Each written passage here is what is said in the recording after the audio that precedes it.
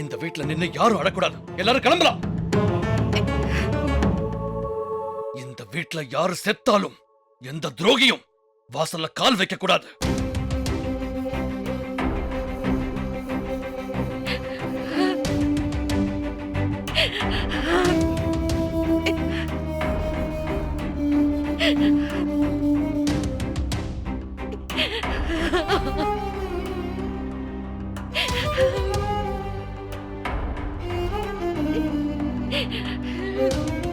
வாங்க போலாம். வா சக்தி.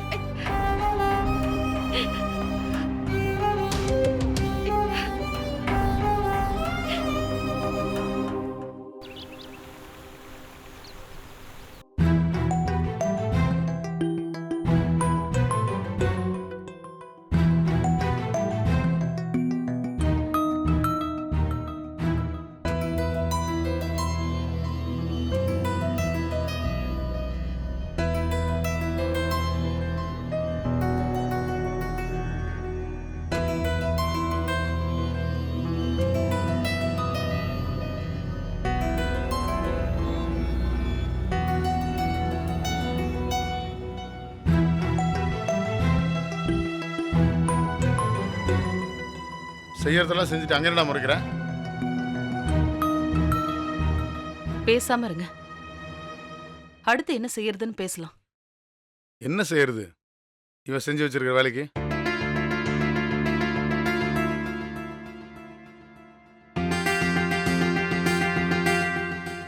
இவனுக்கு தான் புத்தி இல்லைன்னா உனக்கு எங்க போச்சு?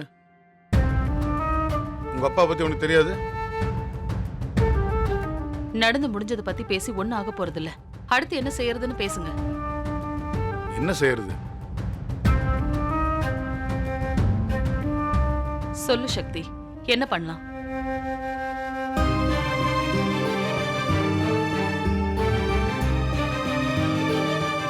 தைரியமா போய் கல்யாணம் பண்ணீங்கல்ல, என்ன பண்ணலான்னு சொல்லு.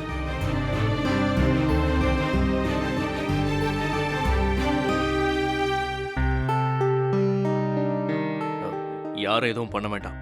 நான் எங்க வீட்டுக்கு போறேன். நீ போறன்னா அப்ப இவ தனியா போறேன்னு ஒன்னும் சொல்லலையே. இவளையும் கூட்டிட்டு தான் போறேன். உங்க அம்மா கிட்டயா? ஆமா. விளங்கிடும். ஏற்கனவே உங்க அம்மா சாமி ஆடுவா. இப்ப இவ்வளவு கூட்டு போனா அவ்வளவுதான். உங்க அம்மா என் மேல கோபமா இருக்கா, ரேவதி மேல கோபமா இருக்கா, கார்த்திக் மேல கோபமா இருக்கா, அழகர் மேல கோபமா இருக்கா, ஆண்டாள் மேலயும் கோபமா இருக்கா. இப்படி சுத்தி சுத்தி எல்லாருக்கிட்டையும் உங்க அம்மாவுக்கு பகை. அத்தனை பேர் மேல இருக்கிற பகையும் சக்தி மேலதான் திரும்பும். இவ்வளவு போட்டு பாடா படுத்துவா. காது கேக்குதா இல்லையா?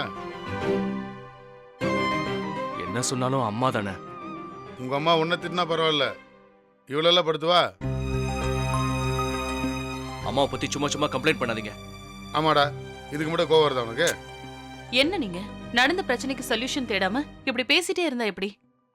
வீட்டுக்கு போனா என்ன நடக்கணும் உனக்கு தெரியாது ரேவதி? இப்படி நடந்ததெல்லாம் உங்க வீட்ல யாருக்காவது தெரியுமா? தெரியாது. உனக்கு தெரியலன்னு சொல்றியா இல்ல அவங்களுக்கு தெரியாதுன்னு சொல்றியா? எனக்கு தெரியல.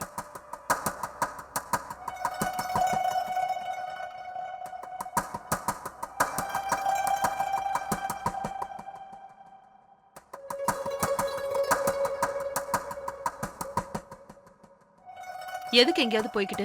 யார் வீட்டுக்கு போனாலும் பிரச்சனை தான். பேசாம இங்கேயே இருந்துருங்க ரெண்டு பேரும்.